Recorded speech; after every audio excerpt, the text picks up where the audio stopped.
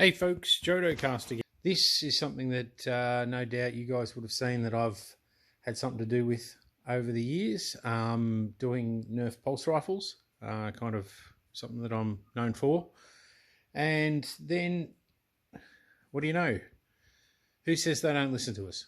Nerf finally brought out the limited edition Aliens pulse rifle. So who better to have a look into it, dive into it, see what modifications we can do, see if we can get some more FPS out of it and what have you, make it look a little more screen accurate, etc.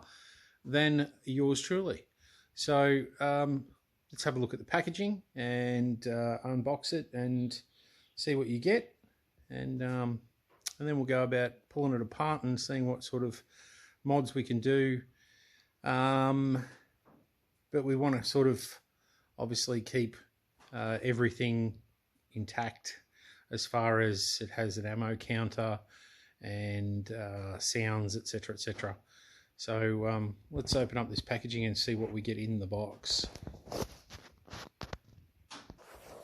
One thing we'll note is that the packaging is like pretty full on, like they've gone to a fair degree of effort here to do like the acid burn in the actual packaging itself. And then once you open it up, you've got a schematic on the lid there that's sort of showing you different points. You've got the Colonial Marine symbols, etc., the RMAT weapon systems, who's the fictitious manufacturer of the pulse rifle in the movie, the Weyland-Yutani Corporation symbol, and your Colonial Marine insignia here. And you lift out the insert here and we get a look at the actual pulse rifle itself. And look, it's not too bad. You get 10 rounds in here of your standard darts, just elites, just different colouring for this particular launch, and the 3 grenade launcher darts for the larger darts for the grenade launcher, which is just like a long shot front gun. So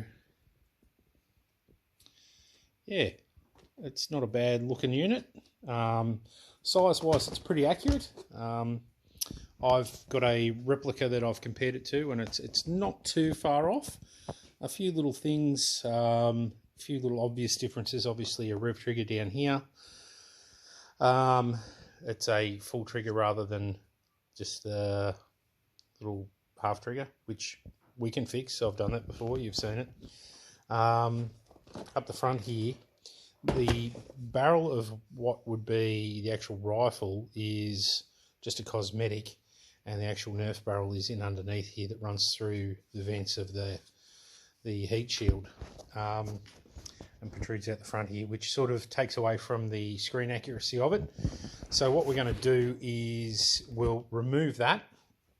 We'll take it back to flush with this end here, have this hollow so your dart can just shoot straight through it, and we'll replace the orange barrel with either clear or black, so that it sort of blends in, hides in, and you don't see it, but it will still be there as a guide up until to the end to this point here. That'll give us a little bit more screen accuracy and improve the overall look. A few other little things, like you've got the aliens, which is embossed in here, which we really want to grind back to smooth. The Nerf logo, which we really want to take back to smooth as well. The other features are just painted, so they're not a big deal. We can get rid of those as desired. Let's have a look at the other side. Okay, you've got your battery door up here. Painted logos. You've got your warnings, etc., embossed in here, which we might try and maybe putty over and then sand smooth so that we can get rid of those, and we'll remove the Nerf logo from this side as well, and then we should be pretty good. We might put a couple of sling mounts on it so that you can actually put a sling on it, and we'll see what we can do about trying to get rid of some of these screw holes, because it's like Swiss cheese on this side. I don't think we'll putty them up because we will still want to get access to them at a later stage. What I might look at doing is maybe trying to get the diameter correct, and 3D printing a bit of a rod that we can actually insert in there, snap off and smooth out, so that it fills the holes. But if we ever want to pull it out at a later stage, we could actually get a screw tip into there and pull it out to be able to remove it and take the thing apart. So what I am thinking for this one is, in order to try and keep the voltage similar, because it actually uses 4 C-size batteries. So you're looking at, what are they, 1.5 volts each, so you're looking at 6 volts. So 6 volts, we should be able to do a LiPo conversion to a 7.2, 7.4? Hang on a second, let me just grab one and have a look. Here we go, one of these jiggers, a little 7.4 volt LiPo. So that'll give us a rechargeable battery changeover, a little bit more room for the flywheels. Which the other thing I was looking at doing is a motor that's tried and true and works really well on the 7.4s is the Fangs revamped, nice high RPM motor that runs on a 7.4 beautifully. I've got a couple of blasters that I've done with those, and they are great. Decent sort of a FPS out of them, without doing too much. So, and that should then allow us to run everything off the one power supply and not compromise our internal counter, etc. Yeah. So you've got ammo counter there, and as you rev up and fire, it counts down. So nothing shot out of it then, so I hope I haven't got any darts in it. All right. But yeah, as you can hear, you've got a soundboard in there, so when you press your grenade launcher, you get a and yep, okay, so now it is firing. It has a little speaker tucked in behind here.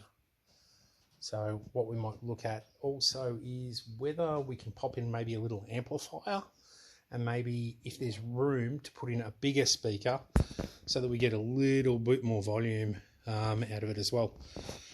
Okay, I think that sort of pretty much covers it. So we'll do a motor replacement, LiPo voltage upgrade, maybe a little amplifier for the speaker, etc. We'll have a look at the pusher motor.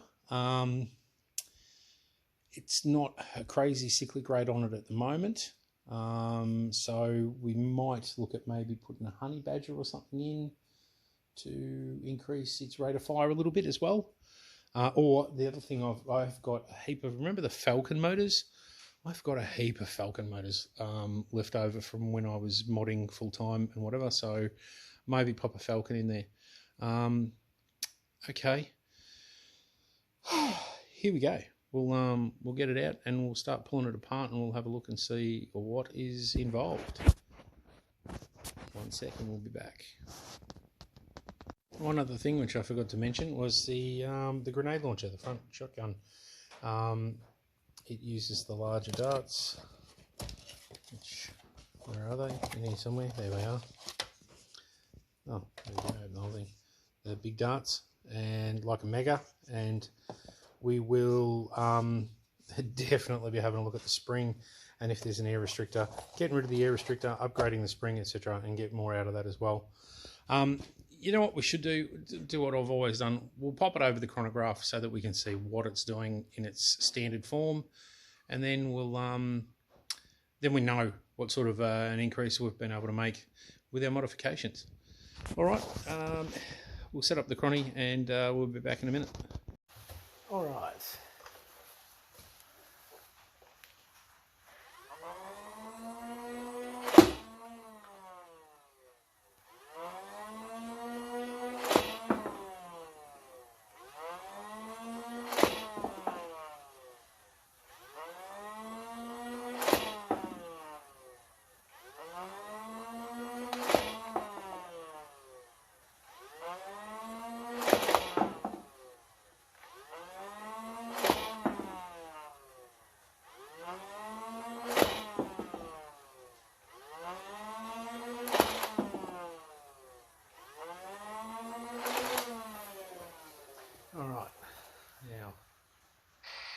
we'll work out what the average is out of those shots for its normal blaster. And now let's see what grenade launcher is doing.